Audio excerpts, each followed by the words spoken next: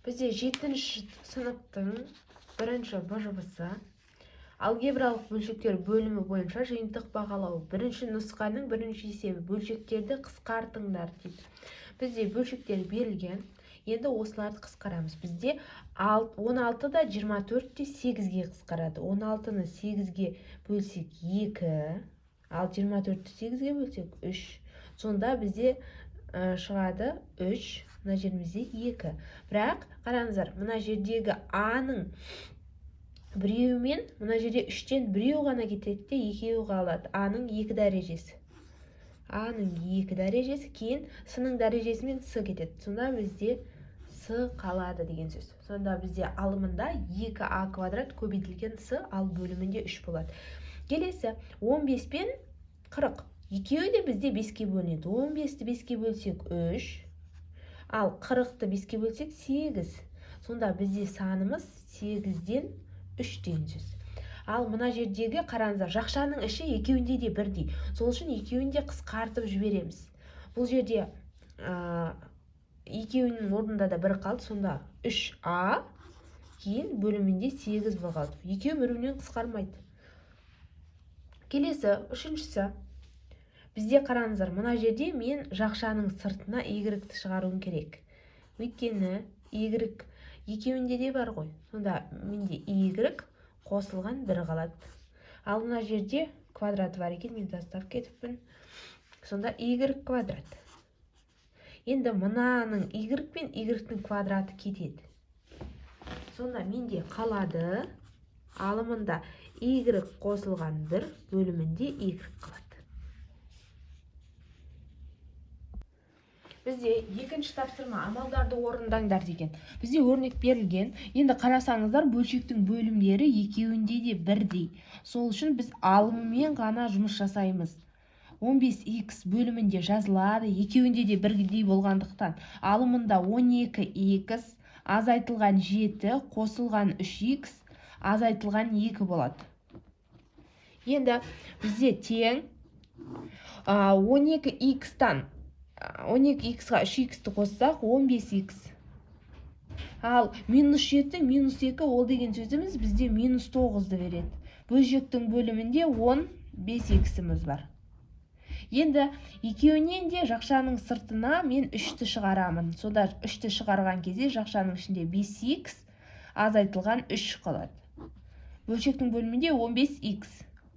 Енді 15 пен 3-ті қысқартам, екеуі де 3-ке бөлінеді. 15-ті 3-ке бөлсек 5, 3-ті 3-ке бөлсек 1. Сонда бізде жауабында қалды 5x, азайтылған 3, бөлшектің бөлімінде 5. Келесі, екіншісі.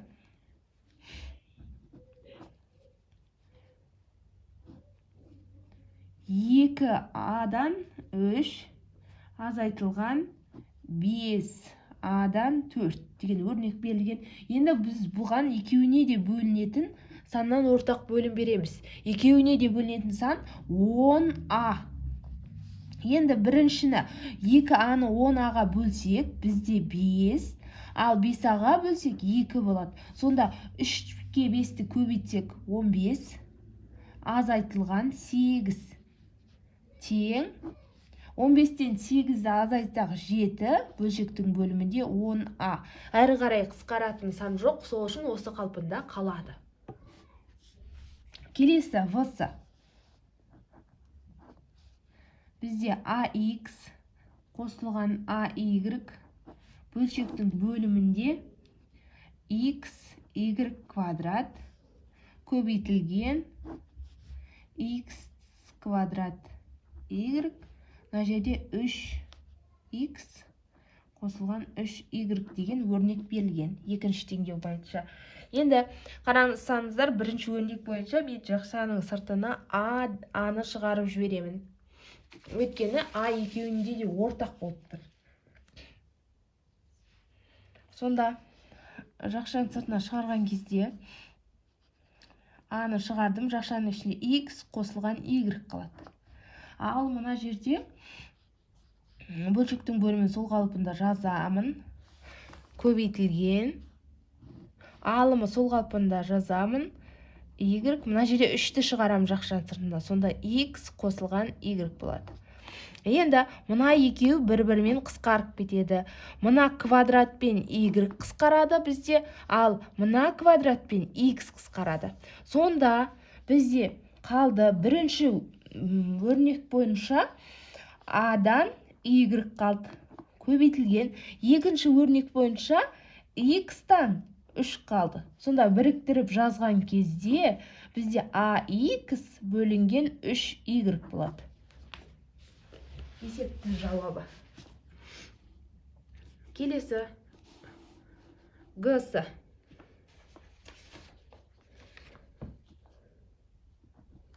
Бұл жерде 3 a-ның 3 дәрежесі, a-ның 3 дәрежесі, ал мына жерде 8 v-ның квадратының жақшаның сыртына тағы да квадраты берілген. Енді бұл жерде мен квадрат деген сөзіміз 3-дің 2 дәрежесі 9. Ал мына жердегі дәреже жақшаның сыртында тұрғандықтан екеуі көбейтіледі. Сонда a-ның 6 дәрежесі. Ал 8-дің квадраты 64 тең. Мына жерде v-ның 4 дәрежесі болады. Сондай есебіміз осылай. Бізде үшінші есепте өрнектің мәнін табыңдар деп айтылған. Бұна жерде y бірінші теңдеуді шығарып аламыз. Кейін барып y-тің 70 болған кездегі мәнін анықтаймыз. Енді бірінші өрнекке қарасаңыздар, бұл бізде қысқаша көбейту формуласын беріп тұр. a минус v-ның квадраты деген. Сонда бізде a-ның орнында y минус 3-дің квадраты деген формулаға келеді. Ал екінші қысқаша көбейту формуласын ашамыз. y минус 3, сонда y плюс 3 деген формуланы береді. Қысқаша көбейту формуласы. Енді мына жерде мен бөлуді көбейтуге бірден айналдырып жіберемін. Бөлуді көбейтуге айналдырған кезде алымы мен бөлімі орын ауысады. Кейін мен мына жердегі 10y минус 30-да бөлшектің бөліміне жазам, бірақ 10-ды бірден жақшаның сыртына шығарып жазамын. Сонда 10-ды жақшаның сыртына шығарған кезде y минус 3 қалады. Ал мына жерде де y-ті жақшаның сыртына бірден шығарамын. Сонда y қосылған 3 қалады. Енді қысқаратындарды қысқартып жүремін. Қарасаңыздар, мына жердегі мынау қосылған 3 пен қосылған 3 бір-бірімен кетеді. Ал мына жерде қараңыздар, минус y, 3. Бірінші мына мен мынаны қысқартамын, кейін мына мен мынаны қысқартамын. Сонда менде қалды тең y бөлінген 10 ғана қалды. Сонда егер y-іміз